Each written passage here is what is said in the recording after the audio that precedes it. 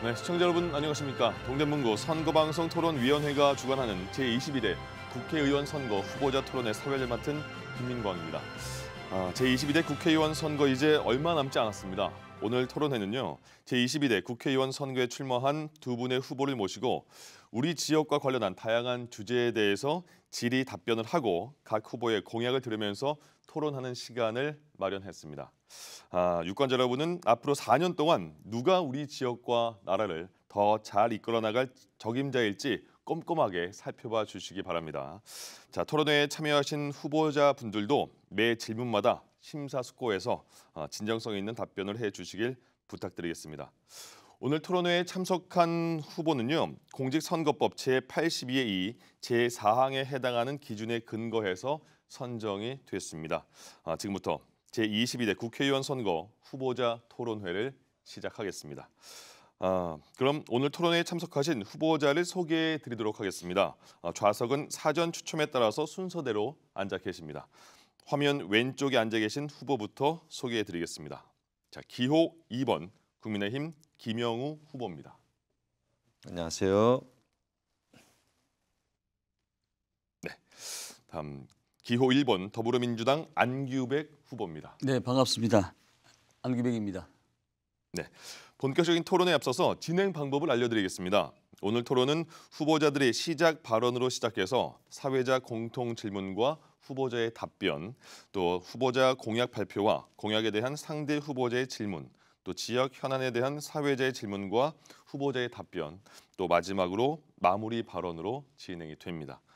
토론회에서 중요한 게 후보자의 발언 시간입니다. 지정된 발언 시간을 초과한 경우에는 마이크 전원은 꺼지게 돼 있습니다. 후보자께서는 발언 시간을 꼭 지켜주시기 바랍니다. 중진 분들이라서 이런 걱정은 안 하겠습니다. 우리 동대문 구민들이 이 토론회를 통해서 얻고자 하는 게 분명히 있을 겁니다. 주민의 대표로서 후보자의 자질을 검증하고 또 정책 공약과 비전을 듣기 위해서겠죠. 따라서 후보자께서는 상대 후보에 대한 인신공격 또 비방하는 발언은 삼가해 주시기 바랍니다. 자, 먼저 후보자에게 시작 발언 시간을 드리겠습니다. 한 후보당 주어진 시간은 2분입니다. 시작하겠습니다. 기호 2번 국민의힘 김영우 후보부터 시작 발언 시작합니다. 네, 안녕하세요. 사랑하는 우리 동대문갑 지역 주민 여러분, 국민의힘 국회의원 후보 기호 2번 김영우입니다. 제가 지난 9달 동안요, 정말 우리 동대문갑 지역 주민들을 많이 만났습니다. 전통시장의 상인분들, 또 매일 아침 출근하시는 분들, 퇴근하시는 분들, 그리고 일반 가게 상점 주인분들, 이분들이 하나같이 말씀하십니다. 왜 동대문 갑은 이렇게 발전 속도가 느리냐? 왜 이웃 지역보다 정체돼 있느냐? 이런 말씀을 하십니다. 그러면서 이젠 바꿀 때가 됐다. 좀 변화해야 된다라는 말씀을 정말 많이 하시더군요. 제가 제 눈으로 근데 확인을 했습니다. 그분들의 말씀이 맞습니다. 제가 40년 전에 경희중학교 전학을 왔고 또 경희고등학교 다녔습니다. 또 인근에 있는 고대 다니면서 회기동에서 계속 살았습니다. 제기동에서도 많이 활동했습니다. 제가 살았던 지역의 그 낙후된 골목, 뒷골목이 아직도 그대로 있습니다. 이것은 뭔가 크게 잘못된 것입니다. 이웃 성동구, 중랑구, 노원구는 발전 속도가 굉장히 빠르지 않습니까? 왜 동대문의 발전 속도는 이렇게 느린 거죠? 저는 지난 12년 동안 민주당의 지방 권력이었지 않습니까? 구청장도 그렇고 국회의원도 그렇고 시장도 그랬고 이것은 정치인에게 분명히 잘못이 있다 생각합니다. 정치인들은 선거 때만 되면 약속 많이 합니다. 말 많이 합니다. 중요한 것은 실천하는 겁니다. 저는 지난 12년 동안 삼선 국회의원 하면서 조 단위가 넘는 대형 사업 포천구리 고속도로 완성했습니다. 지하철 1호선 경기도 끝까지 연천까지 가는 거 제가 완공하는 데 큰 역할을 했습니다. 실천하겠습니다. 오세훈 서울시장, 이필용 구청장 하고 손발을 맞춰서 일할 국회의원 누구겠습니까? 국민의힘 김영우입니다. 동대문갑 지역 주민 여러분 기대해 주십시오. 네, 잘 들었습니다. 다음은 더불어민주당 1번 안규백 후보 시작 발언하겠습니다. 네, 사랑하는 동대문 유권자 여러분 안녕하십니까? 일 잘하는 국회의원 기호 1번 더불어민주당 안규백입니다. 계절은 완연한 봄입니다. 천장산, 배봉산, 아스팔트에 피어난 풀마저도 힘차게 돋아난 생명의 계절입니다. 그러나 봄이 오기 전에 겨울이 혹독한 계절이 있었음을 우리는 너무도 잘 알고 있습니다. 지난 겨울 옷깃을 한껏 세워도 움츠렸던 목에 동대문 어르신들의 안부를 걱정했던 기억이 생생합니다. 그렇습니다. 우리는 지금 민생과 민주주의 겨울을 지나고 있습니다. 윤석열 정권의 무능과 독선은 서민 경제를 위협하고 대한민국 위상을 추락시키고 있습니다. 불과 2년 만에 벌어진 일입니다. 믿을 수도 믿고 싶지도 않는 시간이었습니다. 그러나 희망은 있습니다. 겨울이 지나면 봄이 온다는 믿음, 동트기 전에 가장 어둡다는 진리가 바로 그것입니다. 그러나 존경하는 동대문 유권자 여러분, 봄은 새벽은 시간이 흐를수록 자연스레 오지만은 민생의 봄, 민주주의의 새벽은 부르는 것이 아니라 바로 유권자 여러분의 투표에서 시작됩니다. 국민을 외면하고 정권을 심판하고 소중하게 쌓아올린 동대문 발전을 이어가야 합니다. 동대문의 행복, 안규배 시작하고 더불어민주당이 완성하겠습니다. 지난 시간 안규배끼 같이 여러분과 함께 해낸 시간들, 또 앞으로 해낼 시간들이 생각만 해도 행복하고 즐거운 시간이었습니다. 오는 4월 5일 6일 사전투표와 오는 10일 본투표에서 안규배과 함께 해주시기를 간곡히 호소드립니다. 감사합니다. 예, 토론 예열이 잘 된 것 같습니다. 지금 본격적으로 토론에 들어가 보겠습니다. 가장 먼저 드릴 질문은 이겁니다. 경기 활성화와 성장 동력 회복 방안에 관한 내용인데요. 최근에 한국은행이요, 지난해 수출과 내수가 3년 만에 최저치를 기록했고 경제 성장률은 저성장 국가의 대명사인 일본보다도 낮은 1.4%를 기록했다고 발표를 했습니다. 자, 정부가 대대적인 감세와 규제 완화로 내수 띄우기에 나섰지만 민간 소비 증가율은 고물가, 고환율, 또 고금리 여파로 재작년 4.1%에서 지난해 1.8%로 감소하면서 감세와 규제 완화 노력에도 불구하고 지금 현재가 어려운 상황입니다. 자, 여기에 최대 수출국이었던 중국과의 대중 무역 수지도 2023년에는 수교 31년 만에 대규모 적자를 기록하는 등 무역 수지도 경고등이 켜졌습니다. 자, 질문 드리겠습니다. 후보자께서는 저성장의 기로에 서 있는 한국 경제의 내수와 또 수출 회복 활성화에 대한 방안을 갖고 계신지 궁금합니다. 한 분씩 말씀해 주시면 되겠습니다. 후보자당 답변 시간은 역시 1분 30초입니다. 먼저 순서에 따라서 안규백 후보부터 답변 듣겠습니다. 네, 한국 경제가 위기에 처해 있습니다. 불과 2년 만에 윤석열 정부가 해낸 처참한 성적표라 할 수 있습니다. 1980년 석유 파동, 98년 IMF, 2009년 글로벌 금융위기 등 최근 문재인 정부와 국민이 함께했던 코로나19와 같은 전 세계적인 경기 원인에도 그런 이유도 없는데 혼자 이렇게 망해가고 있는 것이 실정입니다. 인적 자원을 바탕으로 성장해온 우리 경제의 성장을 위해서는 기술 개발이 필요합니다. 국산 전투기 KF-21 개발이 난항에 처했을 당시 저는 국방위원으로서의 사업을 강하게 밀어붙였습니다. 그 결과 어땠습니까? 우리는 세계 8번째 초음속 전투기를 개발하는 국가가 되었습니다. R&D 예산 과감한 증액이 필요합니다. 그러나 윤석열 정권은 오히려 R&D 예산을 대폭 삭감했습니다. 더불어민주당은 R&D 예산의 과감한 증액으로 성장 동력을 만들 것입니다. 결국 한국 경제는 내수보다 수출을 통해서 성장을 추구해야 할 것 아니겠습니까? 수출 기반의 한국 경제는 개국사의 소가 같습니다. 양쪽 언덕을 있는 풀을 뜯어 먹어야 우리는 성장할 수 있는 것입니다. 윤 정권은 4대 굴종 외교로 중러를 적으로 돌렸습니다. R&D 예산을 복원하고 유연한 외교를 펼쳐야 할 것입니다. 예, 시간 잘 지켜주셨습니다. 다음 김영우 후보 답변 듣겠습니다. 지금 윤석열 정부는요, 사실상 문재인 정부가 했던 경제 정책, 잘못된 경제 정책을 뒤치다꺼리하기에 너무나 힘듭니다. 사실 문재인 정부는 돈을 너무 많이 풀었습니다. 그래서 국가 예산도 예산 규모가 400조 원대에서 600조 원대를 만드는 것이 문재인 정부입니다. 고물가 시대를 가져온 것이죠. 그것 때문에 소비하기도 힘들고 부동산 가격은 또 엄청나게 치솟았죠. 이거 뒤치다꺼리하기 힘든 겁니다. 그렇기 때문에 지금 이제 윤석열 정부 말씀을 하십니다마는 경제 정책이라는 것이 다 뿌리가 있습니다.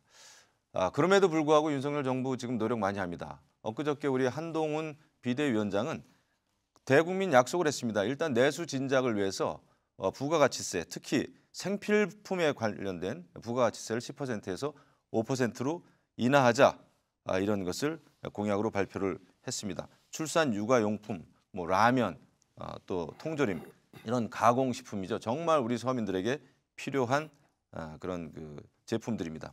그리고 각종 규제 문제입니다. 지금 대기업의 근로자들, 대기업 노동자들은 자기들의 기득권을 세습하고 있습니다. 그런 데에 비해서 중소, 상공업, 자영업자들은 굉장히 시달리고 있습니다. 고물가 때문에. 이런 그 노동개혁이 반드시 필요한데 국회에서 발목 잡히고 있습니다. 이런 거 반드시 해결해야 된다고 생각합니다. 네, 잘 들었습니다. 이번엔 후보자 간의 개별 질문과 답변을 하는 시간입니다. 먼저 김영우 후보가 개별 질문을 해주시기 바랍니다.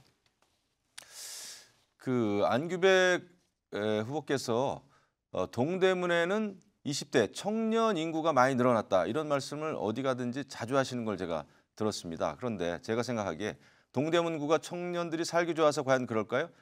그게 아니라 제가 많이 만나보니까 전세 사기를 당하지 않기 위해서 2천만 원, 3천만 원 그 아까운 전세돈 돌려받지 못하는 것을 막기 위해서 거주지 이전을 한 겁니다. 어떻게 생각하세요? 예, 답변 네. 부탁드립니다. 우리 지역 실정을 잘 모르시는 말씀인데요. 청년 인구의 증가는 2021년, 2022년 상반기 이전에 많이 이루어진 일이고 전세 사기는 2022년 12월 달에 사건이 터진 겁니다. 그러니까 저희 지역이 청년들이 많이 2030이 전국 253개 지역에서 많이 몰려온 이유는 교통이 편리하고 정지 여건이 좋다. 이래서 저희 지역 청년 인구들이 대거 몰려온 것입니다. 우리 김 후보도 잘 아시다시피 전세의 보증금을 받기 위해서는 주소지를 이전을 해야 전세를 보증금을 확정을 받는다는 것은 이미 수십 년 전부터 그건 해왔던 것입니다. 그렇다면 저희 지역보다 동대문 지역보다 대학가가 더 많은 서대문이나 성북은 어떤 현상입니까? 이 2030 인구가 우리보다 대폭 늘지는 않았지 않습니까? 그것은 바로 그것을 저는 반증한다고 생각합니다. 이거하고 전세 사기하고는 전혀 별개의 문제다. 우리 청년들이 생활하기 편하고 교통이 편하고 미래 가치가 있어서 청년들이 우리 지역으로 몰려오고 있는데 그것을 폄하하는 것은 저는 이치에 맞지 않다, 이렇게 생각을 합니다. 네, 질문은 30분이고 답변은 1분 30초입니다. 자, 이번엔 안규백 후보가 개별 질문해 주시면 되겠습니다. 김영우 후보께서 조금 전에 모든 경제 탓은 문재인 정부에 있다. 그래서 이 정부가, 윤석열 정부가 경제에 허덕이고 있다, 이렇게 좀 말씀을 하시는 것 같은데 지금 윤석열 정부 집권이 2년이 지났습니다. 언제까지 윤석열 정부 탓을 할 것입니까? 4대 외교로 중로를 덕으로 돌려서 서민들이 삶이 심각하지 않습니까? 그에 대해서는 어떻게 생각하십니까? 조금 시간을 아껴 쓰겠습니다. 교통이 좋다 말씀하시는데 교통 지옥입니다. 학생들한테 한번 물어보십시오. 이문로 같은 경우에는 매일 저녁 고향 가는 길처럼 막힙니다. 이러고도 사통팔달을 이야기할 수 있는지. 원룸에 사는 청년들도 원룸 가격 너무 높다, 살기 힘들다, 주거비 너무 많다, 이런 얘기를 합니다. 팩트 체크 차원에서 말씀드렸고요. 경제 정책 말씀하시는데 부동산, 예를 들면 부동산 정책 하나 예를 듭시다. 문재인 정부 시절에 부동산 정책을 몇 번 바꿨죠? 그 숫자도 헤아리기 어려울 정도로 부동산 정책을 땜질식으로 여러 번 고쳤습니다. 그것 때문에 부동산 가격이 결국은 결과적으로 폭등을 한 겁니다. 특히 서울 시내 아파트 가격이 굉장히 많이 올랐습니다. 주거비가 정말 우리 서민들에게는 최악의 상황이 된 거죠. 그리고 물가가 굉장히 많이 올랐습니다. 지금 민주당은 굉장히 윤석열 정부가 물가를 올린 것처럼 이야기하는데 제가 누차 말씀드리지 않았습니까? 돈을 너무 많이 풀었습니다. 아무런 원칙 없이 그냥 풀었습니다. 파퓰리즘 정책을 너무나 손쉽게 썼습니다. 국가 예산을 임기 내에 200조 이상 올리는 정권, 저는 기억이 안 납니다. 문재인 정부는 자신들이 저지른 그런 물가 정책이라든지 예산 정책이라든지 파퓰리즘 정책 그것에 문제가 있다라는 것을 성찰하는 게 저는 먼저라고 봅니다. 부족하지만 열심히 하겠습니다. 윤석열 정부도. 네, 잘 들었습니다. 이어서 두 번째 공통 질문을 드리겠습니다. 수도권과 지방 간 의료 격차 해소 방안에 관한 내용입니다.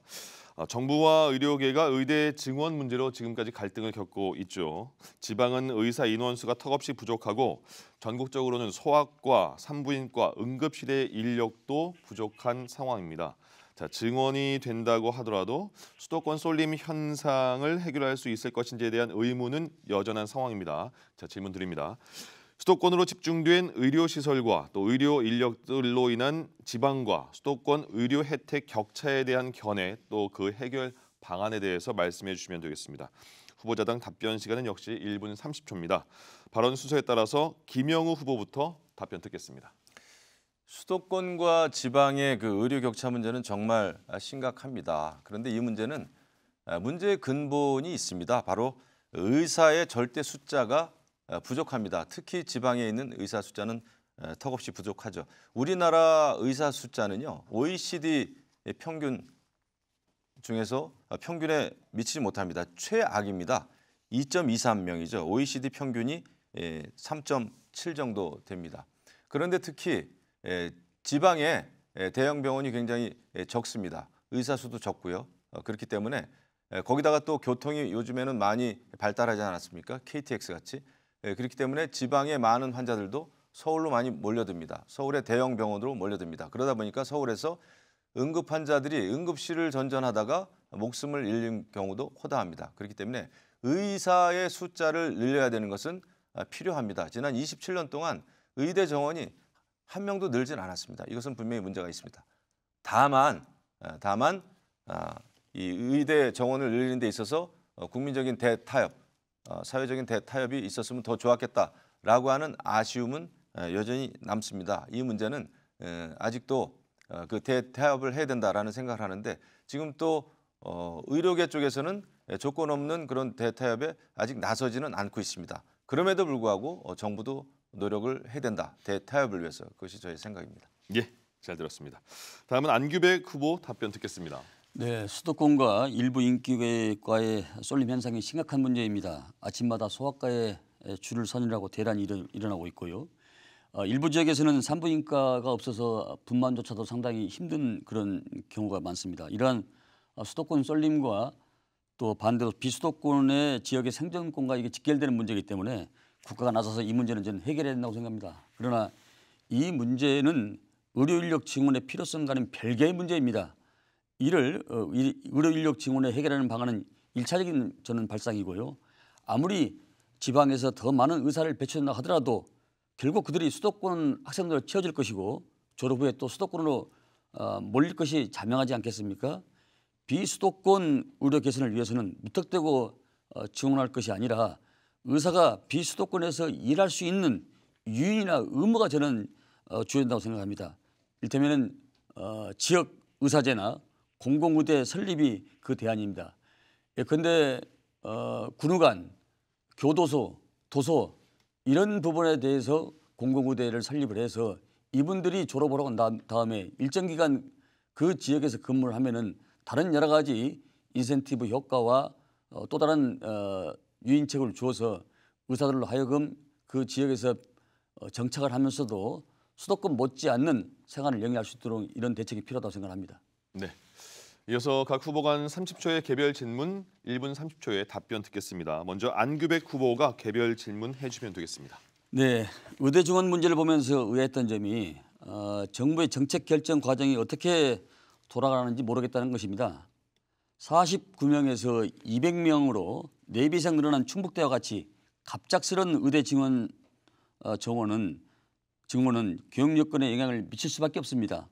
더구나 더하여 증원을 하더라도 효과는 6년 뒤에 전문의까지 고려하면 아마 10년 뒤에 나타날 것입니다.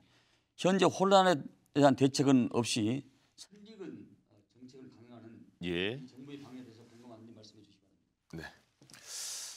네, 사실 이번에 이제 윤석열 정부가 의대 정원, 특히 이제 서울은 뭐 그대로 현행을 유지하는 건데요. 지방의 의대 정원을 2,000명 정도 늘렸죠. 수도권 포함해서, 경기도 포함해서. 근데 우리는 그것을 봐야 됩니다. 절대적으로 의사 숫자가 부족한 것은 이것은 팩트입니다. 이것은 달리 우길 방안이 없습니다. 그리고 지역에는 여러 가지 의료 인프라가 굉장히 열악한 것도 사실입니다. 또 지방의 1,000명당 의사 숫자는 턱없이 더 부족하죠. 서울보다도. 이런 상황에서 의대 정원을 27년 만에 늘리는 것은 저는 많은 국민들이 이해하고 있다고 봅니다. 특히 지방에 있는 많은 지역 주민들은 그런 그 현 정부의 그런 정책의 방향, 흐름에 대해서는 찬성을 합니다. 하지만 이것이 이제 워낙 급격하게 이루어졌다라는 세간의 비판도 저희는 겸허하게 받아들여야 될 겁니다. 그렇기 때문에 지금 한덕수 국무총리도 나섰고요. 그다음에 우리 그 한동훈 비대위원장도 나섰습니다. 이것은 대화가 저는 굉장히 필요하지 않겠나 이런 생각 듭니다. 이 정도 되면은 좀 조건 없는 대화를 하는 것이 저는 의료계 발전을 위해서도 그렇고요. 굉장히 필요하다 생각합니다. 하지만 어떤 일이 있더라도 의사가 병원, 환자를 떠나는 일만큼은 없었으면 좋겠다라는 게 저의 간절한 바람입니다. 예. 그럼 이어서 김영우 후보가 개별 질문해 주시면 되겠습니다. 아까 우리 안규백 후보님 말씀에 저는 100% 동의합니다. 지역 의료 살려야 됩니다. 지역 의사제 이런 거 필요하죠. 이재명 민주당 당대표도 똑같은 말씀을 여러 차례 했습니다. 하지만 정작 지난 1월에 부산에서 이재명 당대표가 피습됐을 때 부산대병원 응급실에 갔다가 119 헬기, 소방 헬기를 타고 서울대병원으로 옮겨서 수술을 받았습니다. 이거 어떻게 설명하시겠습니까? 지방 의료에 대한 예. 네. 네, 이재명 대표가 그 당시에 목에 자상을 입고 위급한 상황에서 부산에서 서울로 이송할 때 가족의 의견을 들어서 그 당시에 왕래가 편하고 또 간호할 수 있는 그런 여건을 갖추기 위해서 서울로 이전을 했던 것입니다. 제가 그때 당시에 그 통계를 제가 봐보니까 부산을 비롯한 지방 지방 병원에서 서울로 이전한 그 응급 이전한 환자 숫자가 이재명 대표 말고도 상당히 많은 걸로 알고 있습니다. 그 당시에 대구시장이죠. 지금 홍준표 시장께서는 그런 유치한 걸 가지고 발상을 하냐, 그걸 가지고서 트집 잡는 것은 어불성설이다. 이런 식으로 저는 말씀하시는 게 기억이 납니다. 누구나가 상황이 위급하거나 또 가족이 있는 병원에서 치료받고자 하는 것은 인지상정 아니겠습니까? 저는 그렇게 생각합니다. 예, 알겠습니다. 그럼 세 번째 공통 질문을 드리겠습니다. 요즘 나라의 큰 걱정거리인 저출산 문제와 관련한 내용입니다. 작년에 서울의 합계 출산율이 0.55명입니다. 세계 최저를 기록했는데요. 서울 지역 초등학교 취약 학생은 사상 처음으로 5만 명대로 추락하기도 했습니다. 질문입니다. 후보자께서는 저조한 출산율의 원인은 무엇이라고 생각하시는지, 또 후보자께서 생각하는 해결 방안은 어떤 게 있는지 궁금합니다. 먼저 후보자당 답변 시간은 1분 30초고요. 순서에 따라서 안규백 후보 답변 듣겠습니다. 저출산 문제는 어려운 문제가 아닙니다. 모든 문제의 저는 근 원인이 거기 있다고 생각합니다. 저출산 문제는 외교, 안보, 경제 모든 분야에 영향을 미칩니다. 이 문제를 해결해서는 저는 본질적인 접근이 필요하다고 생각합니다. 아이를 낳지 않는다고 왜 생각하십니까? 우리는 아이의 생존을 위하여 너무나 많은 자원을 투입했습니다. 이러한 상황에서 당연히 아이가 많을수록 경쟁이 취약합니다. 다시 말하면 경쟁을 완화하고 자산을 보존해야 합니다. 의식주 세 가지 중에서 의와 식은 해결됐는데 하지만 아직까지 주거 문제는 해결되지 않았습니다. 2022년도 전국 자가보율이 57.6%이고 수도권은 51.9%까지 떨어졌습니다. 주택 보급률이 102.1%입니다. 수도권만 96.6%에 달하는데 자가가 살 수 있는 사람은 절반뿐입니다. 주거 문제를 해결을 해야 저는 저출산 문제가 해결됐다고 생각합니다. 잘하면 인구가 늘어납니다. 정확히 대응하기가 어렵지만은 인구 감소 기조하에서는 동대문 갑은 2030 세대가 늘었습니다. 그럼에도 불구하고 이러한 노가를 바탕으로 잘 살 수 있는 나라를 만들겠습니다. 예, 잘 들었습니다. 다음은 김영우 후보 답변 듣겠습니다. 네, 저출산의 문제는 결국은 낳기도 힘들고 기르기도 힘들다는 겁니다. 다시 말씀드리면은 주거 비용도 많이 들고요. 또 돈이 많은 사람들은 모르겠습니다만은 사교육비가 너무나 많이 듭니다. 교육비가 너무 많이 드는 거죠. 이런 문제 때문에 저출산이 있지 않은가 생각이 됩니다. 특히 또 취업이 어려운 세상이 됐습니다. 산업화 시대가 아니다 보니까 이제는 굉장히 취업의 문이 좀 좁아졌는데요. 취업이 늦어지다 보니까 결혼 연령이 늦춰지고 그러다 보니까 또 가임 기간에 영향을 받게 되는 거죠. 이런 총체적인 문제가 있다 이렇게 생각합니다. 그래서 우리 당에서는 많은 노력을 좀 하고 있습니다. 일단 자녀 기르는 데 있어서 초등학교 3학년까지 유급 자녀 돌봄 휴가 제도를 실시하려고 합니다. 그냥 돈을 막 나눠주는 것이 아니라 이런 제도를 바꿈으로 해가지고 저출산 문제를 해결하고자 하는 것입니다. 또 엄마 아빠의 휴가 확대가 반드시 필요합니다.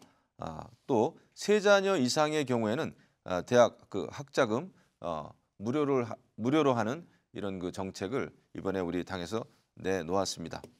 이렇듯이 저출산 문제는 정말 너무나 심각한 문제입니다. 요즘 보면은 초등학생 입학하는 숫자가 50명에서 60명밖에 되지 않더라고요. 이런 것을 해결하기 위해서는 주거 문제, 청년 그리고 신혼부부 주거 문제 해결해 주는 문제, 보조해 주는 문제, 또 사교육부 문제, 공교육을 활성화해야 되겠죠. 예. 이제 후보 간의 질문과 답변 듣겠습니다. 질문은 30초입니다. 김영우 후보부터 개별 질문 시작해 주시죠. 우리 동대문구의 경우에는요. 통계청에서 나온 통계 자료를 보더라도 2012년도만 해도 인근의 성동구에 비해서 교육 환경 만족도, 또 주거 환경 만족도 이런 게 높았습니다.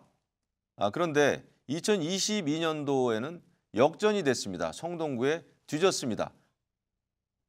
정치인들 책임이 없을까요? 저는 책임이 있다고 봅니다. 민주당 구청장 또 여기 계신 민주당 국회의원들 책임이 있다고 보는데 어떻게 생각하세요?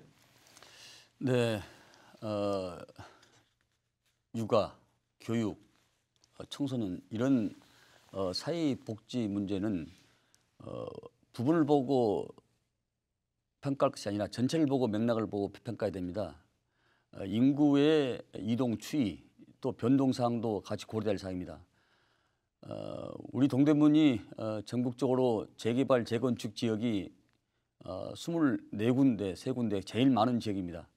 인구가 이동 변천함에 따라서 또 철거됨에 따라서 인구 그러한 유인책이 있었고 그러한 요인이 저는 있었다고 생각합니다. 그런 부분에 대해서 우리 사회가 또 우리 정치권이나 우리 시민사회가 함께 노력해야 될 부분이지 어떤 특정 분야에 대해서 이 문제를 감론을 단계는 아니라고 생각합니다.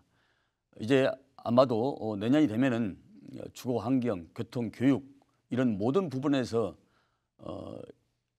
정주 여건이 안정이 되고 새로 이주가 확정이 되면은 아마도 2문 3지역, 1지역 이런 각 구역들이 이제 내년부터 입주하기 시작합니다. 그러면 더욱더 많은 활력과 또 좋은 여건이 형성되리라고 생각하고 있습니다. 이상입니다. 예. 그럼 이어서 안규백 후보가 개별 질문해 주시면 되겠습니다. 네, 이와 관련하여 이번 총선 과정에서 제시된 국민의힘 대책을 보면은 대개 육아기 초반 부모님의 심 포인트가 있습니다. 그러나 현재도 육아휴직 제도는 있다는 점, 그리고 인식 개선이 없이는 제도의 성공적 정착을 장담하기 어려운 점, 저출산은 쉬지 못해서 생긴 현상이 아니란 점 등은 아마 국민의힘이 내세운 대책이 좀 아쉬운 점이라고 생각합니다. 이 근원적인 대책이 뭐라고 생각하십니까? 육아휴직은 굉장히 중요한 제도입니다. 지금 턱없이 부족합니다. 특히 이제 맞벌이의 경우에 아빠들이 육아휴직을 활용해가지고 아이를 돌보기에는 너무 턱없이 부족합니다. 그것 때문에 아빠 휴직과 관련돼 가지고 우리 국민의힘 당에서 정책을 내놓은 겁니다. 이것을 너무 아무것도 아닌 양 평가하는 것은 저는 정말 이해할 수가 없고요. 아무것도 아닌 양이 평가합니다. 제 답변 시간입니다. 듣겠습니다. 그리고 많은 그다음에 또 이제 한 사람은 일하는데 또 한 사람은 자영업인 경우에 이런 경우에도 저는 육아휴직 제도, 육아휴직을 통한 그 지원 제도가 반드시 필요하다 이렇게 생각을 합니다. 그런 아이들을 돌볼 시간이 없는 게 굉장히 안타깝습니다. 그래서 특히 아이가 태어났을 전후 출생 전후에는 육아휴직의 엄마든 아빠든 굉장히 좀 필요하다 이런 생각이 들고요. 아이들 돌보는 문제는 이것은 사실상 국가가 어느 정도 지원해 주는 것은 불가피한 일이다 이렇게 생각을 합니다. 요즘에는 또 결혼 연령이 늦어지다 보니까 조부모들, 그러니까 뭐 시댁 어머니나 친정 어머니나 뭐 시아버지나 친정 아버지나 연령대가 굉장히 노년기입니다. 그래서 아이들을 돌보기에 굉장히 어려움이 있더라고요. 그렇기 때문에 저는 아빠 엄마의 육아휴직 굉장히 중요한 정책이다 생각합니다. 알겠습니다. 예. 후보자 간의 생각이 다르시더라도 후보자 발언 시간이 주어져 있으니까 중간에 개입하시는 거는 안 되는 걸로 하겠습니다. 자, 이번 질문은요. 공통 질문 네 번째입니다. 복지 사각지대에 놓인 노인과 장애인 문제 해결 방안에 관한 내용입니다. 그동안 정부의 복지 정책의 중심에는 장애인이나 소년, 소녀 가장, 한부모 가정 등 기존 사회에서 경제적으로 어려운 국민들이 대상이 돼 왔습니다. 하지만 최근에 은퇴를 앞둔 중장년층 그리고 노인 세대의 빈곤 문제가 사회적 문제로 대두되고 있죠. 자, 질문 드립니다. 전통적인 사회적 약자를 위한 정책과 함께 새롭게 발생하는 사회적 약자에 대한 후보자의 정책을 듣겠습니다. 후보자당 답변은 역시 1분 30초입니다. 발언 순서에 따라서 김영우 후보부터 답변해 주시면 되겠습니다. 네, 이런 사회적인 약자, 특히 그 노인 빈곤 문제 이런 것은 실태 파악이 굉장히 중요하다고 생각합니다. 과거에 사실 박원순 시장 때는 그 공무원들을 많이 뽑아가지고 가가오고 가가호호 개별 방문해가지고 실태 파악을 하는 정책을 썼었습니다. 그런데 이게 실패했습니다. 그런 중에도 많은 노인 빈곤 문제는 해결되지 않았고요. 응급 상황에 처한 노인들이 제대로 보고가 되지 않았습니다. 그래서 이런 것은 방법을 좀 달리해야 된다 생각합니다. 예를 들면은 단전이나 단수가 되는 그런 가정, 또 체납, 여러 가지 세금 고지서가 쌓이는 이런 체납 등의 이런 위기와 관련된 이런 그 가정에 대해서는 정보 분석이 굉장히 중요하다 생각합니다. 요즘에는 IT라든지 이런 게 굉장히 발전한 그런 그 세상 아니겠습니까? 이런 걸 통해 가지고 실태 파악을 즉각적으로 실시간으로 해야 된다 생각을 하고요. 이 노인 간병비 문제도 저는 굉장히 중요한 문제다 생각을 합니다. 요양병원 간병비를 이제 급여화해야 됩니다. 이것을 우리 국민의힘이 당의 정책으로 발표를 했습니다. 그리고 경로당 어르신들 이거 민주당에서도 5일 점심 제공해드린다 이렇게 얘기했는데 저는 좋은 정책이라고 생각합니다. 5일뿐만 아니라 우리 국민의힘은 어르신들이 끼니를 굶는 일은 절대 있어서는 안 된다라는 차원에서 이것은 주 7일 무료 점심 제공해드리는 게 맞다. 그래서 그런 정책을 발표한 바 있습니다. 예, 다음 안규백 후보 답변 듣겠습니다. 네, 제 지론이 정치는 사람에 대한 사랑의 실천입니다. 정치는 소수를 위한 것입니다. 가진 사람에게는 자신을 지킬 수 있는 수단이 있지만은 그렇지 않는 사람은 정치뿐입니다. 그러한 의미에서 기존의 사회적 약자 정책은 강화하는 것이 맞습니다. 노인 세대 빈곤 역시 마찬가지입니다. 한국의 OECD 노인 빈곤율이 최상하입니까? 삶의 황혼기를 존엄하게 보내는 것은 국민의 당연한 권리이자 국가의 의무입니다. 이를 위하여 기본부터 저는 해야 한다고 생각합니다. 경로당 무료급식은 물론이거니와 어르신들의 교통 패스 등을 통하여서 어르신들의 이동권을 보장을 하겠습니다. 사회적 약자 집단의 특성에 맞는 또 맞춘 지원도 필요합니다. 노인층에는 간병비의 건보 적용 복용 등 맞춤 정책을 시행을 해야 되고 정보 접근성을 강화함으로써 그 있는 제도 모두를 활용할 수 있도록 제도의 사각지대에 놓이지 않도록 어르신들을 승계할 것입니다. 아마 이것이 이제 공적인 각 기관에서 정부기관에서 이게 좀 부족할 시에는 사회적 시민단체와 각 기관 단체에서도 협력해서 이 노인의 사각 문제를 해결해야 할 것이라고 생각합니다. 네.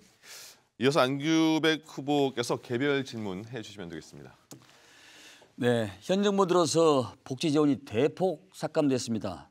사회적 약자를 지원하는 기관들이 재정난으로 문을 닫기도 하고 저한테 와서 우리 관내에서 호소하기도 합니다. 주지하다시피 노인 빈곤이 심각합니다. 특히 우리 동대문 갑은 서민과 중산층 노인 인구가 굉장히 많은 지역입니다. 정부나 국민의 힘이 하지 못하는 노인 복지, 이 서민 복지에 대한 대안이 있습니까? 그 근본적으로 민주당하고 국민의힘하고는 여러 가지 그 복지 정책에 대한 관점이 사실 큰 차이가 있습니다. 민주당의 경우에는 돈을 거의 소득 수준과 관련 없이 거의 많은 사람에게, 많은 사람이 아니죠, 거의 전 국민에게 돈을 나눠주자, 뿌려주자라고 하는 파퓰리즘 정책, 그런 흐름이 있습니다. 국민의힘은 그렇게 하지 않겠다는 겁니다. 국민의힘은 복지 정책을 쓰더라도 지속 가능한 복지 정책을 써야 되고 국가 재정을 걱정하면서 돈을 아껴 쓰자는 겁니다. 그렇기 때문에 사회적인 약자에 대해서는 우리가 약자와의 동행 정책을 하는 것이고요. 소득 수준이 어느 정도 되는 사람들, 기본적으로 생활이 가능한 분들에 대해서는 적게 복지 혜택을 드리는 게 맞다. 그것이 건강한 복지 정책이다. 라는 차원에서의 아껴 쓰기 어떤 정책을 만드는 것이지, 민주당처럼 그냥 너나 할 거 없이 모든 사람들에게 기본소득 개념이 바로 그런 거 아니겠습니까?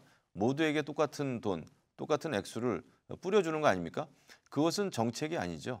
그것은 누구나 할 수 있는 겁니다. 어떤 정치인들이든 어떤 정권이 들어서든 있는 돈을 또는 나라의 빚을 내가지고 그냥 뿌려주는 것은 너무나 하기 쉬운 거죠. 하지만 그렇게 하면 어떻게 됐습니까? 결국 미래 세대에게 엄청나게 짐을 짊어지게 하는 것이죠. 그것은 막아야 되겠다는 겁니다. 예. 이어서 김영우 후보가 개별 질문해 주면 되겠습니다. 우리 후보님이 말씀하셨지만은 우리 동대문구의 고령화 현상은 굉장히 심각합니다. 그것 때문에 노인분들의 질병 치료라든지 치매 노인의 질병 치료 이런 거 치료 굉장히 중요합니다. 그런데 보니까 이런 그 동대문의 공공 실버 케어 센터가 한 군데밖에 없습니다. 그곳에 제가 가봤어요. 그랬더니 입소 대기가 또 몇 달이 돼야 된다고 합니다. 고령화 이렇게 심각한데 12년 동안 뭐 하셨죠? 우리 정치인들? 예, 답변해 주시면 되겠습니다. 우리 지역이 제기동과 청량리 일대로 노인 인구가 굉장히 많습니다. 많은데 노인복지 시설을 공공에서도 확충을 하고 있고 또 우리 구에서도 다양한 방안의 그런 정책에 대해서 대응을 하고 있습니다. 특히 저희들은 관내 서울 시립병원이랄지 또 동부병원 또 이런 서민들이 많이 갈 수 있는 그런 복지 혜택도 누릴 수 있는 이런 곳들이 많고요. 또 그 삼육대학교 내에 있는 이런 그 복지 시설도 다양하게 저희 어르신들이 활용하고 있는 걸로 알고 있습니다. 저도 이 노인복지 정책에 대해서 보다 더 다양한 방안을 강구를 해왔고 또 앞으로 더욱더 강구를 하겠다는 그런 말씀을 드립니다. 예, 말의 답변이 마무리됐습니다. 이어서 다음 공통 질문을 드리겠습니다. 이번엔 올바른 입시 그리고 공교육 정책 방안에 대한 내용입니다. 지난해 초중고등학생 사교육비가 27조 원을 넘어서면서 사상 최대를 기록을 했습니다. 그리고 자사고, 외고 폐지와 유지 이런 게 반복되고 있죠. 또 대입제도의 잦은 개편 등으로 학생과 학부모 또 학교는 혼란과 불안을 겪고 있습니다.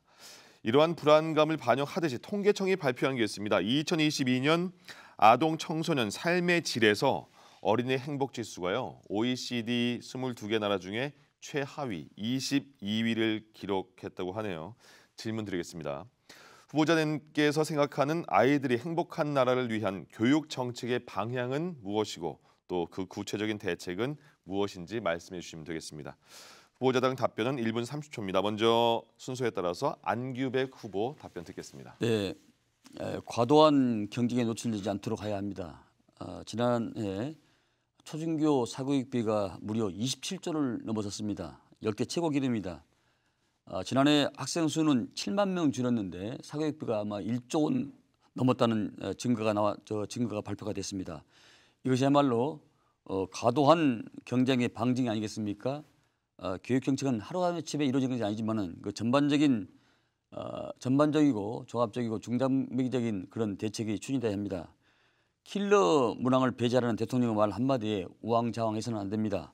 예산과 인력, 시설이 담보된 양질의 돌봄을 위한 국가의 돌봄제, 또 학급당 학생 수 적정화 이런 문제를 통해서 교육을 더 여건을 개선하고 기초학력 증진의 시스템 확립, 동시에 지방 거점 대학 육성 등 뭔가 좀 종합적이고 이런 대책이 좀 필요한 시점이라고 생각합니다. 예, 마무리된 겁니까? 네. 예, 알겠습니다. 다음 공통질문 이어서요. 김영우 후보의 답변도 먼저 듣겠습니다. 네, 말씀하신 것처럼 우리나라 교육 그러면은 정말 학생도 또 학부모도 교사도 굉장히 고통스러운 이런 제도입니다. 이것이 아마 입시 교육 때문에 입시 제도 때문에 이런 문제가 생기지 않나 생각이 되는데요. 이것을 바꾸기 위해서는 다양한 진로 교육 그리고 또 다양한 진로 교육과 함께 이것이 취업으로 연결되는 그런 그 교육 시스템이 필요합니다. 그런데 이제 민주당 정부에서는 이런 그 교육의 다양성 자체를 굉장히 목을 죄는 다양성을 파괴하고 하향 평준화시키는 모든 학교를 그런 식의 흐름이 있었습니다. 이것은 안 될 일이고요. 그래서 이제 특목고라든지 자사고라든지 이런 그 외고 이런 데서 그런 그 민주당 정부 정책에 반대 시위를 많이 하지 않았습니까? 그래서 다양한 진로 선택은 우리가 장려할 일이다. 다만 굉장히 어려운 가정의 학생들은 학비 걱정 없이 공부할 수 있는 그런 그 환경을 나라가 국가가 만들어 줘야 된다. 그것이 저의 생각이고요. 그리고 앞으로는 이제 고교 학점제라든지 이런 게 생깁니다. 이런 게 생기면은 좀 더 다양한 그런 그 학습 프로그램이 생기는데 이런 걸 통해서 보다 학교가 지역사회, 기업 또 연구소하고 연계를 맺는 이런 좋은 프로그램들이 많이 생기는 것이 우리 동대문의 교육 발전을 위해서도 필요하다 생각합니다. 네, 이어서 후보 간의 질문과 답변 시간입니다. 김영우 후보 개별 질문해 주시죠. 네, 우리 동대문에는 굉장히 어려운 가정도 많이 있습니다. 그런데 정치 현상입니다만은 예를 들면은 뭐 최근에 조국 그 신당이죠. 거기에 보면은 그러니까 조국 같은 경우에는 자녀 입시 비리로 유죄를 판결받은 사람이 교육의 균형 기회를 주겠다. 그런데 지금 민주당은 조국 신당하고도 많이 연대하지 않습니까? 이런 거에 대해서 어떻게 생각하십니까? 교육은 모든 사람들한테 보편적으로 받을 특권이 있는 겁니다. 조국 신당과의 그 연대를 말씀하셨는데 조국 신당과는 당이 다릅니다. 당이 다르지만은 필요한 사항에 따라서 연대와 협력하는 것이지 전 정책에 대해서 같이 연대하는 것은 아니다. 이렇게 말씀을 드립니다. 동시에 조금 전에 말씀하셨던 민주당의 교육은 하향 평준화하고 목을 재는 것이다. 이렇게 말씀하셨는데 민주당 정책 교육은 수월성 교육을 인정하면서 누구나 교육을 골고루 받을 수 있는 그런 정책을 제안한 겁니다. 교육은 일부 보편적 가치에 준거해서 모든 사람들이 균등하게 받을 수 있는 그런 특권이 있는 겁니다. 사람은 교육을 통해서 성장하고 교육을 통해서 발전하기 때문에 민주당은 어떤 상황, 어떤 위치에서든지 간에 보편적 교육 타당성은 항상 추구하는 그런 가치다 이렇게 말씀을 드립니다. 예, 여유 있게 끝내주셨습니다. 그럼 이어서 안규백 후보가 개별 질문해 주시면 되겠습니다. 네, 우리 후보께서는 동대문 갑에 대해서 교육에 대해서 상당히 말씀을 많이 하셨어요. 그런데 동대문 갑에 있는 학교가 몇 개나 있는지 아십니까? 어떤 학교가 어떤 특성을 가지고 있는지 아십니까? 동대문 갑 지역의 초중고의 개수와 이를 바탕으로 동대문 갑 공교육 정책 방향에 대해서 말씀해 주십시오. 솔직히 말씀드리면은 그 초등학교, 중학교, 고등학교 또 여러 가지 뭐 또 특성화된 고등학교의 정확한 숫자는 모릅니다. 하지만 그 숫자를 외우고 있는 것보다 중요한 것은 그 학부모들, 교사들, 학생들의 수요를 아는 게 굉장히 중요하다고 생각합니다. 저는 긴 시간은 아니었습니다마는 이문초등학교, 또 휴봉초등학교, 용두초등학교 많은 초등학교의 그 어머니들을 만났고요. 그 다음에 또 교사분들하고도 만났습니다. 또 대광고, 뭐 경희고 이런 그 교사분들, 또 학부모들 만나서 많은 이야기를 했습니다. 그분들은 정말 우리 동대문의 교육에 대해서 걱정을 많이 하십니다. 또 자사고에 대해서도 그렇고요. 사실 대표적인 자사고가 경희고하고 대광고밖에 없습니다. 동대문 가면은. 하지만 이분들의 말씀이 지난 정권에서 이런 자사고를 없애기 위해서 많은 그 노력을 했는데 그때 너무나 힘들었다는 겁니다. 저는 당의 정책을 우리 국회의원들이 이해할 수는 있습니다. 하지만은 자기 지역에서 벌어지는 교육 현장에서 벌어지는 그런 수많은 일들을 외면해서는 안 된다고 생각을 합니다. 최대한 지역에서 교육 현장에서 학교에서 벌어지는 일들에 대해서는 적극성을 가지고 이거를 해결해야 되는데 그런 점에서는 우리 안규백 후보님께 많은 그 학부모들이 교사들이 섭섭함을 토로하더군요. 학교 숫자 외우는 것보다 오히려 그런 분들의 그런 수요를 걱정하는 것이 더 필요하다고 생각합니다. 예, 잘 들었습니다. 사회적 공통 질문은 끝났습니다. 더 중요한 순서가 남은 것 같은데요. 이번 토론은요. 후보자들의 선거 공약을 꼼꼼하게 살펴보는 시간입니다. 후보자는 자신의 선거 공약을 4분 동안 발언을 하실 수가 있습니다. 그리고 공약을 들으신 다른 후보는 30초 이내로 질문을 3번에 걸쳐서 1차, 2차, 3차 3번에 걸쳐서 하실 수가 있습니다. 자, 상대 후보자의 질문이 없는 경우에도 답변 시간 1분 30초는 보장이 됩니다. 근데 질문을 안 하실 리는 없겠죠. 예, 진행 순서에 따라서 김영우 후보 먼저 4분간 선거 공약 말씀해 주시면 되겠습니다. 네, 공약은 굉장히 방대하고 양이 많기 때문에 이것은 제가 자료를 좀 참고해서 말씀을 드리도록 하겠습니다. 지금 동대문에 필요한 사항을 정리해봤습니다. 저는 4가지 혁신, 5가지 과제, 또 9가지 핵심 약속을 드리고 있습니다.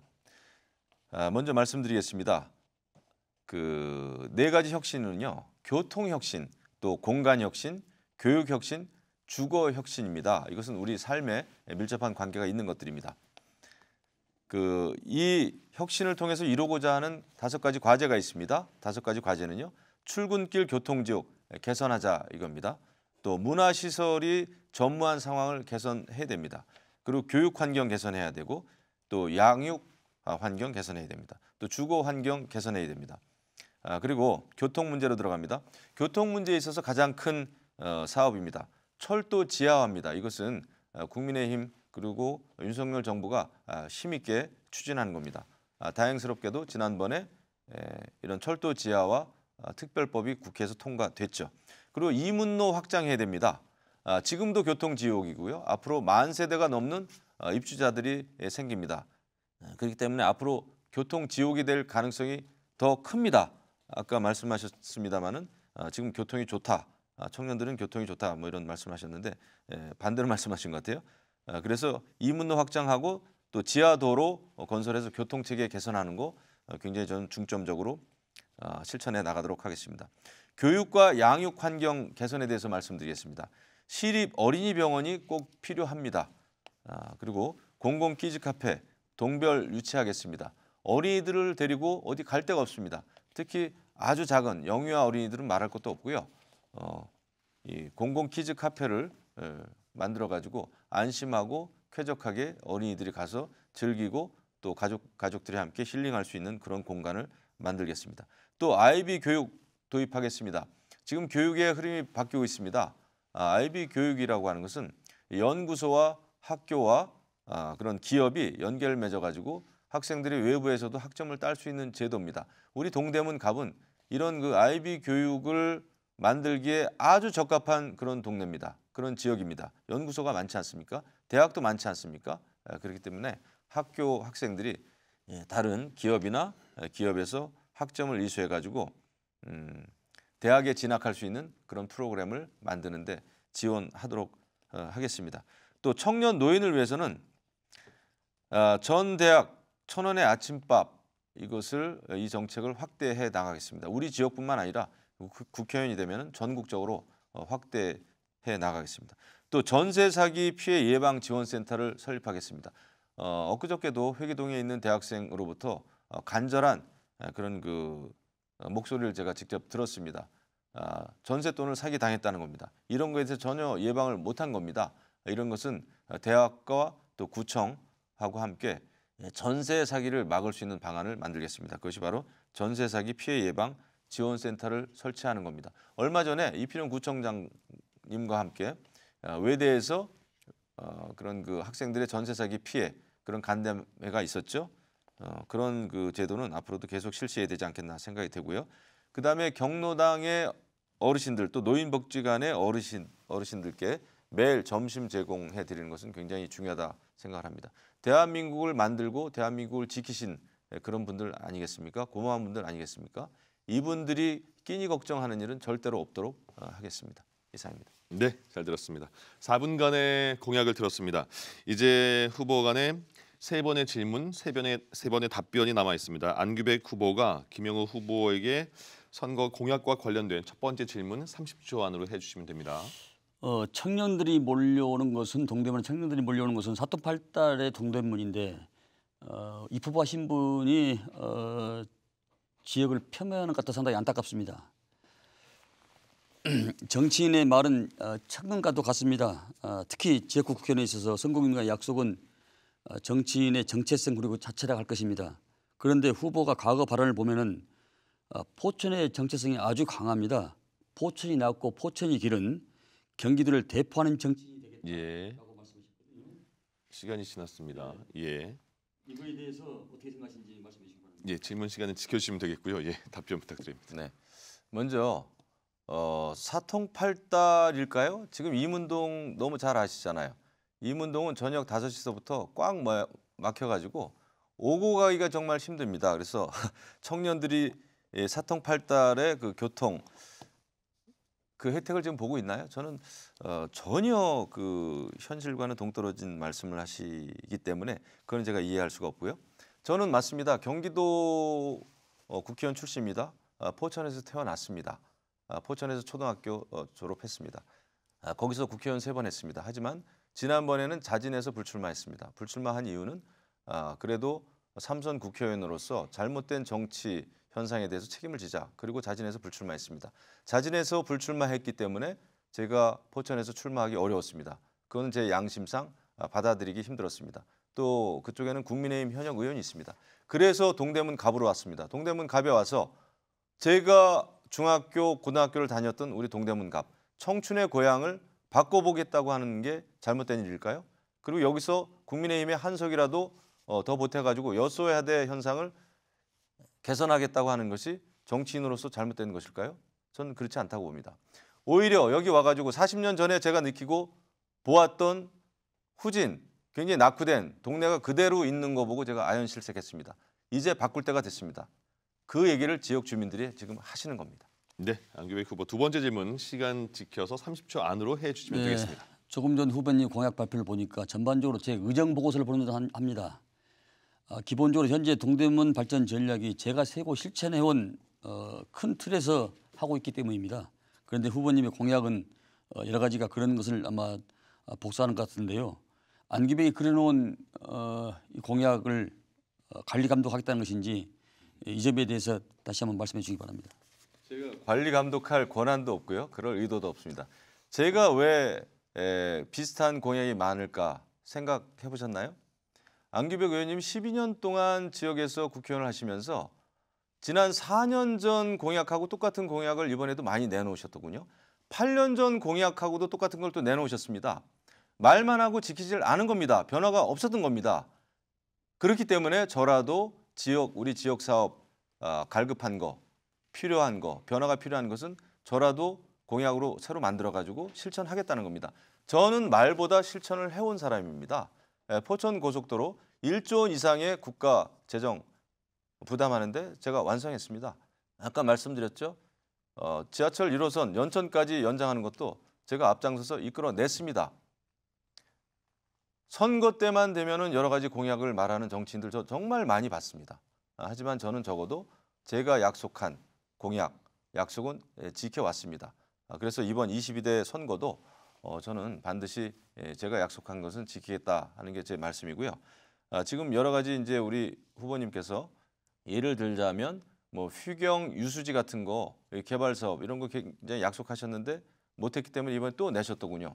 성동의 뚝섬 유수지 같은 경우에는 잘 개발되지 않았습니까? 성동구에서는 이런 것을 왜 매번 선거 때마다 똑같은 공약을 하시는지 저는 그게 오히려 의문스럽습니다. 네.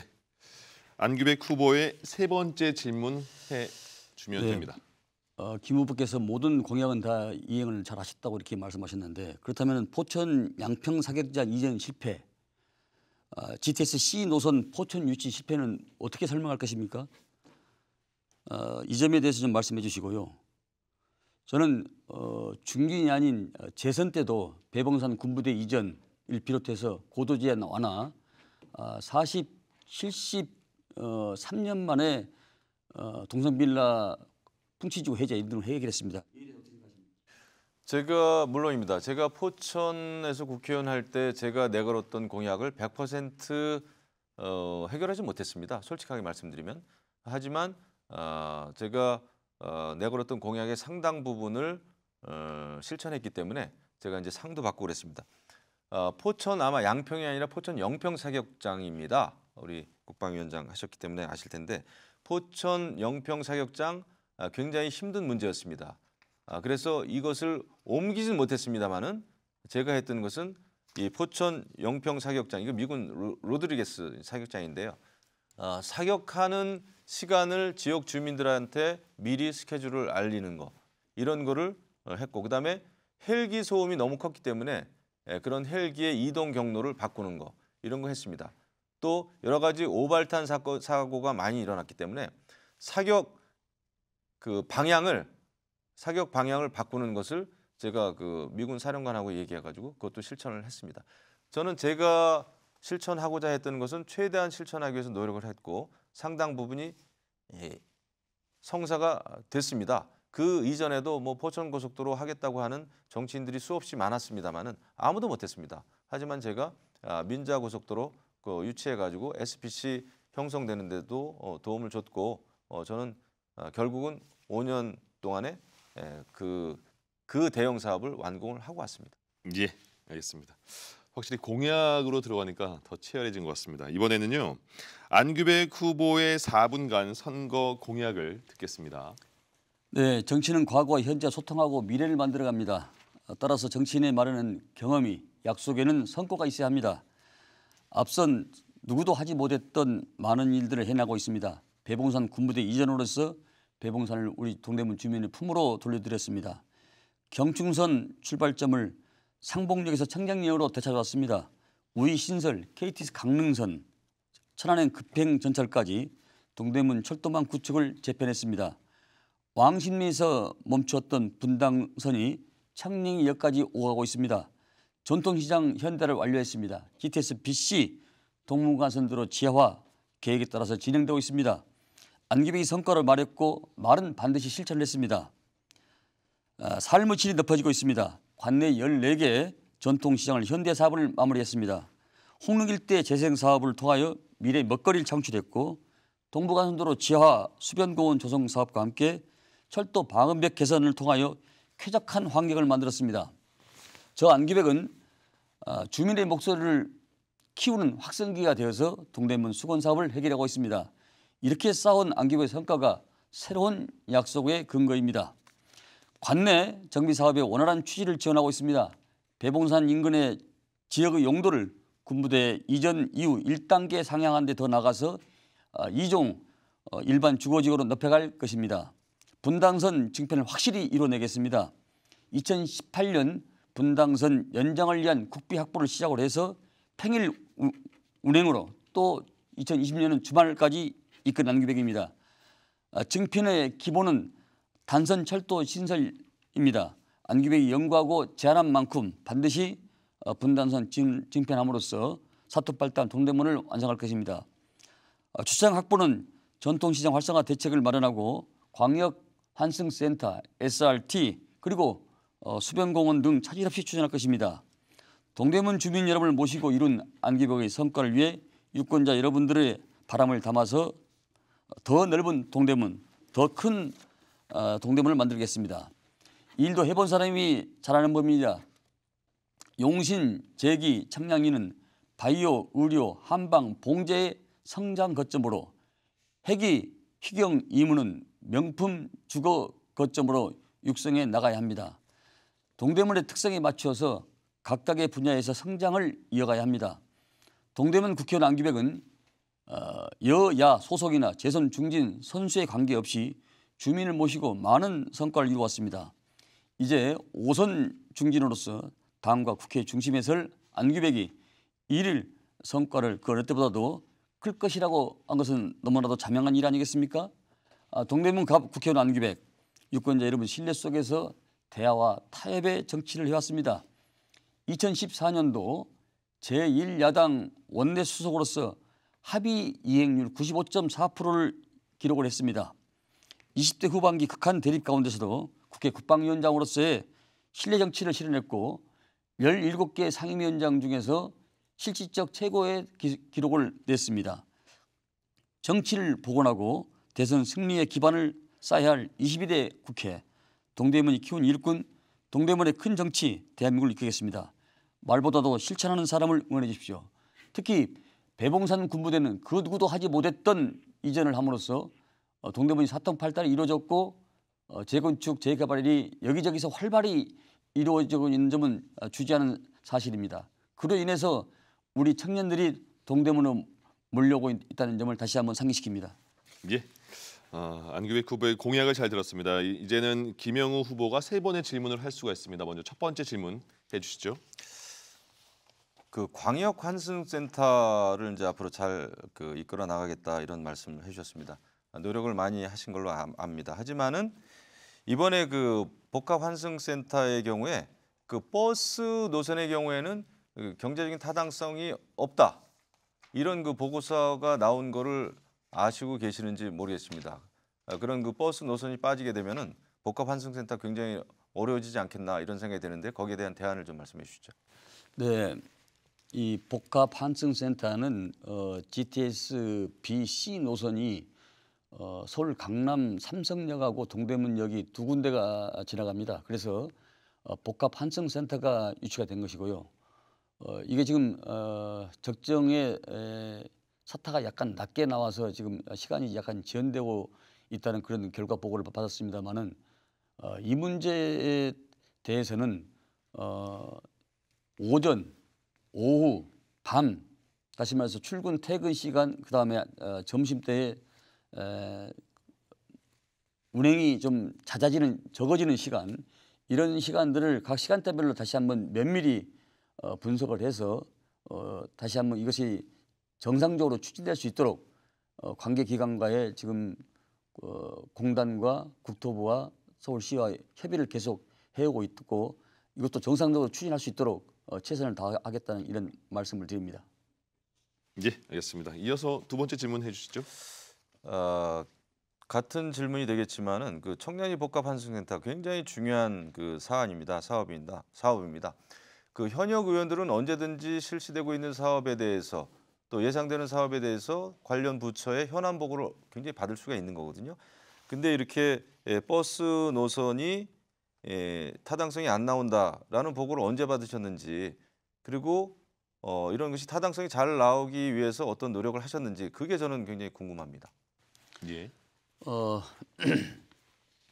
버스 노선의 타당성은 한두 번 받은 것이 아니고 수시로 이 보고를 받았습니다. 관계기관과 수시로 보고받고 저는 장관, 실무국장, 과장, 주임까지도 제가 미팅을 하면서 설득을 하고 이해를 구하고 수시대도록 합니다. 아마 이제 이게 GTS BC 환승센터가 생기면은 시조사 인근부터 청량리역까지 이제 모든 버스는 지하로 다니면서 거기서 이제 유턴해서 각 방향으로 좀 나가게 되는데요. 이 부분에 대해서도 제가 조금 전에 말씀드렸다시피 정밀적인 또 지극정성이 필요하다고 생각합니다. 원래는 GTS-BC가 청량리역이 종발점이었는데 이것을 제가 경기도 다른 여타 의원들과 협력을 해서 남양주까지 연장 기간을 늘려서 철도 구간을 늘려서 이것을 어렵게 유치를 해서 사실 용신동 청량리 일대가 스카이라인이 형성된 겁니다. 이 부분도 그러한 점 동대문의 잠재 역량까지 포함을 시켜서 다시 한번 이것을 완성하도록 그렇게 하겠습니다. 동대문은 무궁무진한 발전이 역량이 있기 때문에 아마 이것도 곧 통과되리라고 생각합니다. 예. 이어서 세 번째 질문 이어가겠습니다. 아까 그 질문에 대한 답변은 아니신 것 같습니다. 그 아까 국방위원장으로서의 여러 가지 성과 또 국가 안보를 중요시하는 말씀 들었습니다. 고맙게 들었습니다. 하지만 국방위원장으로서 실망시킨 점도 있다고 봅니다. 우리 국민들을. 2022년인가요? 한미일 동해상에서 대잠 한미일 연합훈련 그 계획을 미리 페이북에 써서 대국민 공개를 했습니다. 정말 깜짝 놀랐습니다. 그래서 반쪽짜리 한미일 연합훈련이 됐습니다. 네. 어떻게 설명하시겠습니까? 네, 우리 한미는 1953년에 상호 방위 조약이 맺어져서 54년에 발효가 됩니다. 한미는 동맹을 넘어서 혈맹 관계지만은 한일 관계는 아직 군사 동맹이 아니고 한일 군사 보호 협정 지소미아가 맺어진 데 있습니다.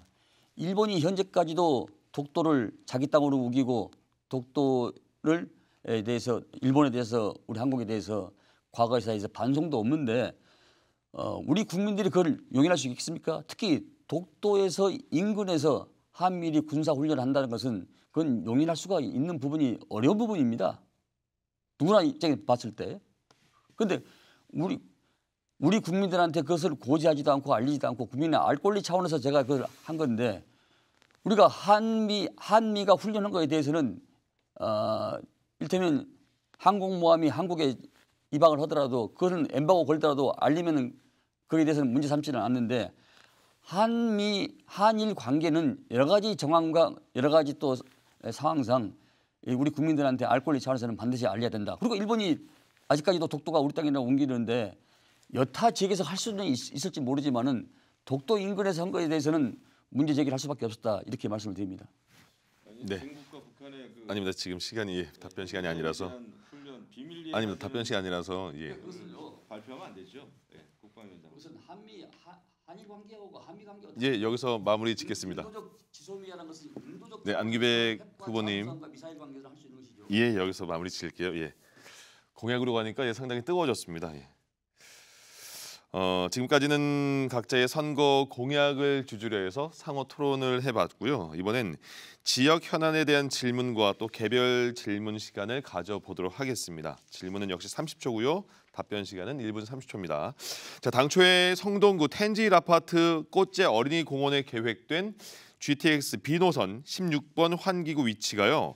최근에 용두 근린 공원으로 변경된다는 소식에 동대문구 주민들이 강력하게 반대를 하고 있는 상황입니다. 자, 용두 근린공원 내외에는 이미 GTX C 노선과 또 동북선 환기구 설치가 예정이 돼 있는데 국가철도공단이 GTX B 노선 환기구까지 동대문구로 위치 변경을 해서 지역의 공분을 지금 크게 사고 있는 상황이거든요. 자, 질문 드립니다. 환기구 설치 문제에 대한 해결 방법은 무엇이 있는지 또 후보자들의 의견을 듣겠습니다.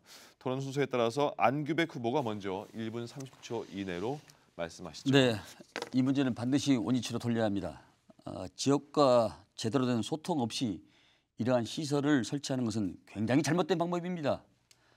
아무리 좋은 정책도 충분한 공감대 없이는 또 주민의 동의 없이는 성공하지 못한 법인데 심지어 인근 주민에게 수인을 요구하는 정책은 말할 필요도 없습니다. 당연히 현 계획을 백지하고 대치 부지를 찾아야 합니다. 해결 방안이라면 별다를 게 없습니다. 끊임없이 소통하고 또 설득해서 대치 부지를 찾아낼 것입니다. 세상에 불가능한 것은 없습니다. 대표적인 대봉산 군부대를 이전하는 경우에는 제가 이전에 의원님들이 하지 못했던 또 국방위원을 지냈던 저당의 대표나 원내대표가 하지 못했던 분 실패했지만 저는 특유의 고집과 설득으로 또 일을 해냈습니다. GTX 환기구 못할 게 없습니다. 안기백의 성과를 보면 믿음이 있을 거라고 생각합니다. 예, 마무리 잘 됐습니다. 김영우 후보도 1분 30초 발언해 주시죠. 네, 이 GTX 노선 이 GTX 사업은 사실 국책 사업입니다. 국책 사업이라고 하면은 사실 정치권 특히 이제 국회에 계신 분은 이 국책 사업이 어떤 경로를 통해서 어떻게 진행되고 있는 거에 대해서 그 현안 보고를 저는 받았어야 된다고 생각합니다.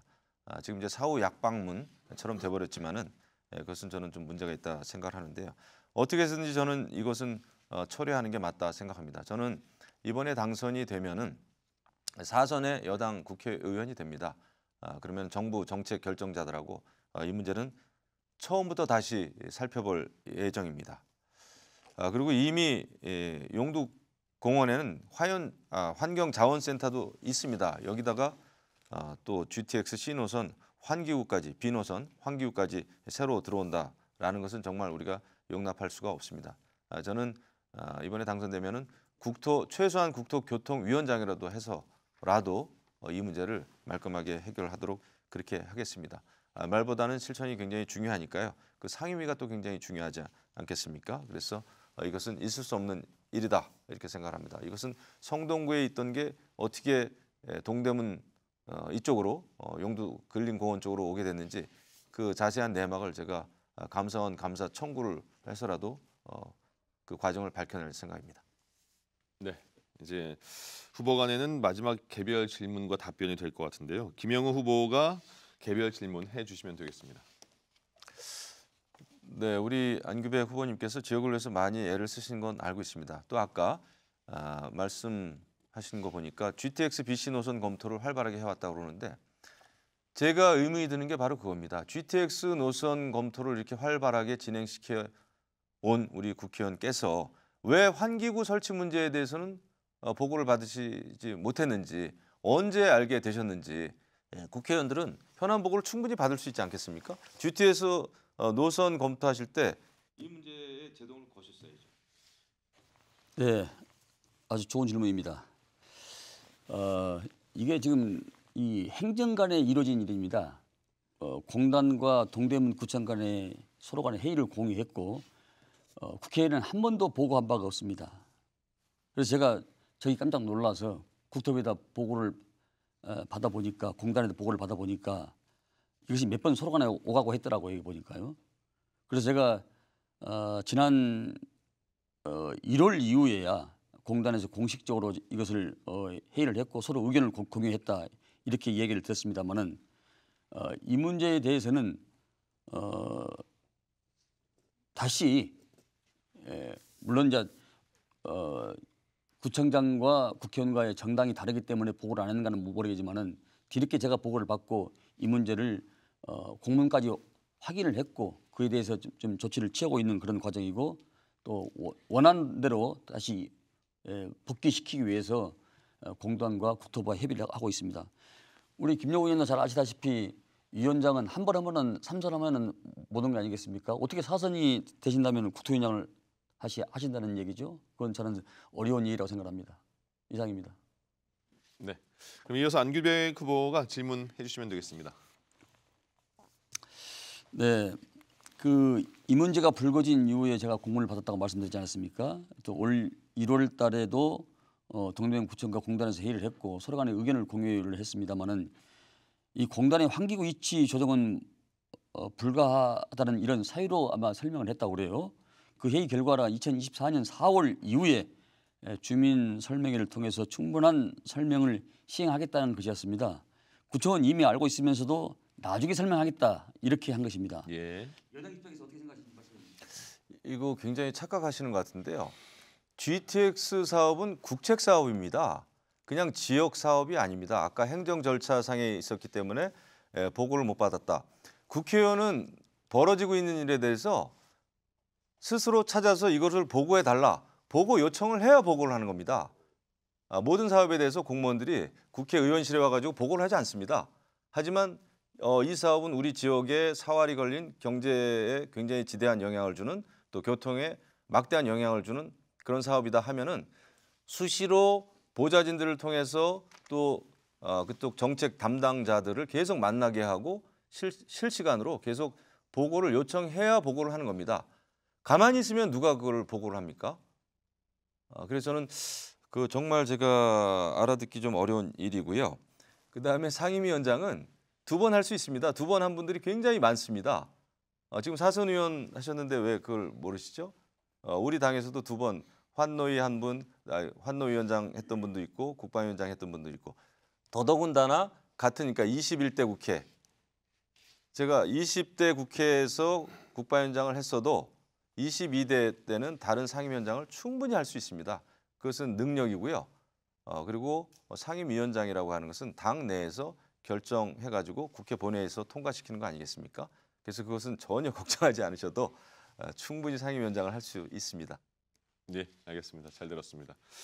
이제 후보자께 드리는 마지막 질문이 되겠습니다. 추가 질문 드립니다.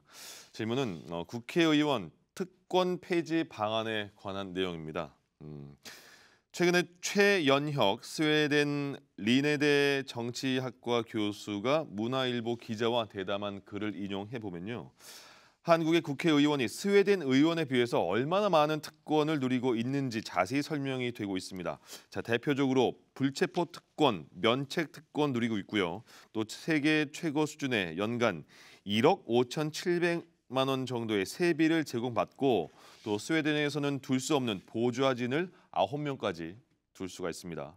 자, 국회의원 특권 폐지는 더 이상 미룰 수 없는 시대적 과제다. 이렇게 생각하는 분들이 많으실 것 같은데 후보자들의 견해를 듣고 싶고 만약에 당론이 이 국회의원 특권 폐지 이와 다르면 어떻게 대처해 나가실 건지까지 말씀해 주시면 되겠습니다.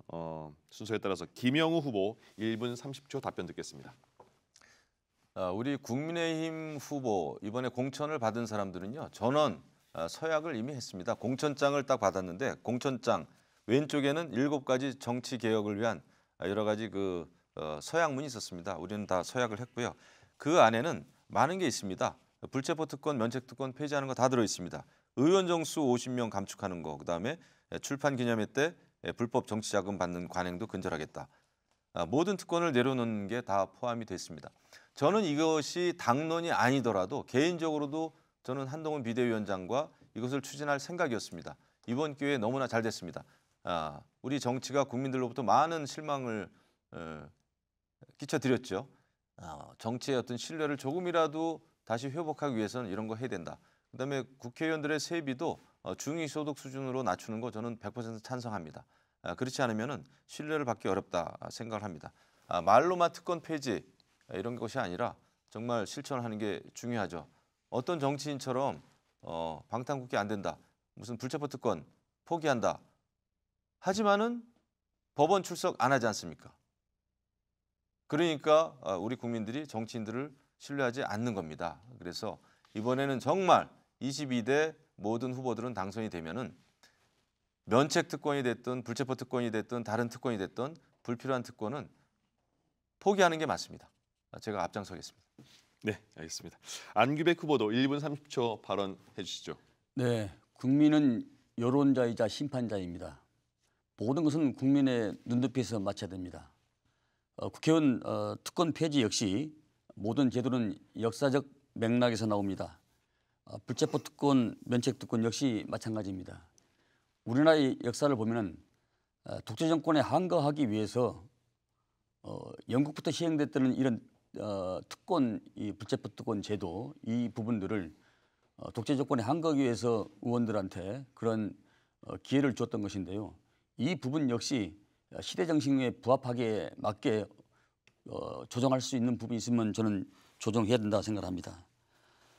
불체포 특권은 우리나라만이 누리는 특권이 아닙니다. 민주주의 채택한 많은 국가에서 헌법적 결단이자 실천하는 민주주의의 하나의 수단인 것입니다. 법원 역시 재판을 거치기 전에 검찰에 제시한 제한된 정보를 가지고서 구속 여부를 판단해서 해야 되는 만큼 국내 대표인 인신을 구속하는 데 있어서는 더 많은 여러 가지 제한적인 요건이 있을 거라고 생각합니다.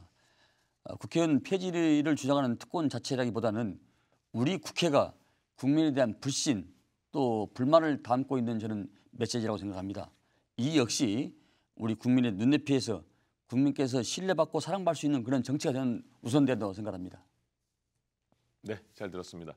두 분의 후보자분들 모두 수고하셨습니다. 후보자 토론은 여기까지입니다. 이제 마지막으로 각 후보에게 각각 2분씩 마무리 발언을 할 수 있는 시간을 드리겠습니다. 끝까지 정해진 시간을 잘 활용하셔서 좋은 결과 얻길 바라겠습니다. 토론 순서에 따라서 기호 1번 더불어민주당 안규백 후보부터 2분간의 마무리 발언 시작하면 되겠습니다. 네, 존경하는 동대문 유권자 여러분, 더불어민주당 기호 1번 안규백입니다. 민생이 고통받고 시름받고 있습니다. 민주주의가 후퇴하고 있습니다. 무엇보다 심각한 점은 공정과 상식이 무너지고 있다는 점입니다. 최저임금 9,860원, 1시간 꼬박 노동해야 벌 수 있는 돈으로 사과 한 알, 배 한 개 사기도 어려운 시대에 살고 있습니다. 하지만 대통령은 3, 4천 원 하는 대파 한 단에 875원이면 합리적이라면서 지켜보던 국민을 아주 절망스럽게 만들고 있습니다. 이러한 대통령의 무관심이야말로 무지보다 더 두려운 것입니다. 그러나 정부 여당은 진짜 민생에는 아무런 관심이 없이 육사에 있는 홍범도 장군 흉상을 내쫓는가 하면 비판하는 목소리를 내는 사람이라면 국회의원, 대학생 할 것 없이 입을 틀어막고 있는 이런 실정입니다. 심판해야 합니다. 준엄한 투표로 국민의 목소리를 내줘야 합니다. 제1야당 민주당을 통하여 정권을 심판하고 민생과 민주주의를 살려야 합니다. 동대문 발전 역시 지속돼야 합니다. 일도 해본 사람이 잘합니다. 기호 1번 일 잘하는 안규백과 함께 동대문을 더 넓히시기 바랍니다. 분당선과 KTX 사투팔달 동대문을 실천했습니다. 배봉산 군부대를 이전했고 청자산 둘레길을 만들었습니다. 전통시장 14개를 현대화 사업을 마쳤고 서울 바이오 청년 창업 지원을 해서 잘 사는 동대문을 만들었습니다. 쉴 틈이 없었습니다. 여러분의 바람을 바탕으로 그려낸 동대문 비전을 완성하겠습니다. 정답은 투표입니다. 동대문을 향한 사람과 제 곳곳에 관한 전문성을 똘똘 뭉친 제1야당 안규백을 선택해 주십시오. 동대문 주민과 함께라면 안규백은 온몸을 기꺼이 내드리겠습니다. 절박한 마음으로 뛰겠습니다. 감사합니다. 네, 마지막 기호 2번 국민의힘 김영우 후보의 마무리 발언 듣겠습니다. 동대문은 저의 운명입니다. 동대문에서 공부했고 동대문에서 자랐습니다. 동대문 주민들이 또 동대문이 저에게 많은 그 은혜를 줬습니다. 이제는 제가 그 은혜에 보답하고 신세를 갚을 때가 됐습니다. 동대문을 제발 바꿔달라고 하는 많은 지역 주민들의 그 바람은 단순한 바람이 아니라 저에게는 어떤 명령이었습니다. 동대문을 바꾸러 왔습니다. 동대문이 더 쾌적하고 안전하게 살 수 있는 곳, 그런 동대문으로 바꾸겠습니다. 그리고 정치 개혁에도 앞장서겠습니다. 저는 지난 12년 동안 삼선 국회의원 하면서 누구의 눈치도 보지 않았습니다. 물론 대부분의 당론은 제가 따랐습니다마는 당대표나 원내대표가 시킨다고 해서 심부름하지 않았습니다. 저에게 가장 중요한 것은 저의 소신과 양심입니다. 무엇보다도 헌법 46조입니다. 헌법 46조 2항에는 국회의원은 국가의 이익을 위해서 양심에 따라 직무를 행한다 이렇게 되어 있습니다. 저는 누구를 위해서 심부름하지 않겠습니다. 오직 민심만 바라보고 오직 동대문 주민들, 동대문갑 주민들이 생각하는 그런 깨끗한 정치, 올바른 정치, 그런 정치 개혁을 위해서 소신 있는 정치를 하겠습니다. 김영우 뽑아놨더니 정말 자랑스럽다. 중앙에 가서도 똑똑하고 할 말은 한다. 소신 있는 정치인이다. 정말 자랑스럽다. 라고 자부심을 느낄 수 있도록 그런 정치인이 되겠습니다. 저는 말만 하지 않겠습니다. 실천하겠습니다. 말 잘하는 것보다 실천하는 것이 훨씬 중요하지 않겠습니까? 제가 이번에 실천해야 되는 것은 동대문을 바꾸는 일입니다. 이제 동대문 바뀔 때가 됐습니다. 지난 12년 동안 글쎄요. 많은 국민들은, 많은 동대문 갑 주민들은 채증에 시달리고 있는 것 같습니다. 기호 2번 김영우가 시원하게 뚫어드리겠습니다. 네, 잘 들었습니다. 동대문구 선거방송 토론회가 주관하고 CMB와 SK브로드밴드가 중계하는 제22대 국회의원 후보자 토론회 잘 보셨습니까? 네, 짧은 시간이었지만 이 시간이 여러분에게 투표하는데 선거하는데 도움이 되셨기를 진심으로 바라겠습니다. 이번 제22대 국회의원 사전투표일은요. 4월 5일 금요일, 4월 6일 토요일입니다. 그리고 본투표일은 4월 10일 수요일입니다. 앞으로 4년 동안 우리나라를 이끌어갈 대표자를 선출하는 만큼 소중한 한 표를 꼭 행사해 주시기를 바라겠습니다. 자, 토론회에 참여해 주신 두 후보자분들 감사합니다. 좋은 결과를 기대하겠습니다. 수고하셨습니다. 고맙습니다. 네, 시청해 주신 여러분도 감사합니다.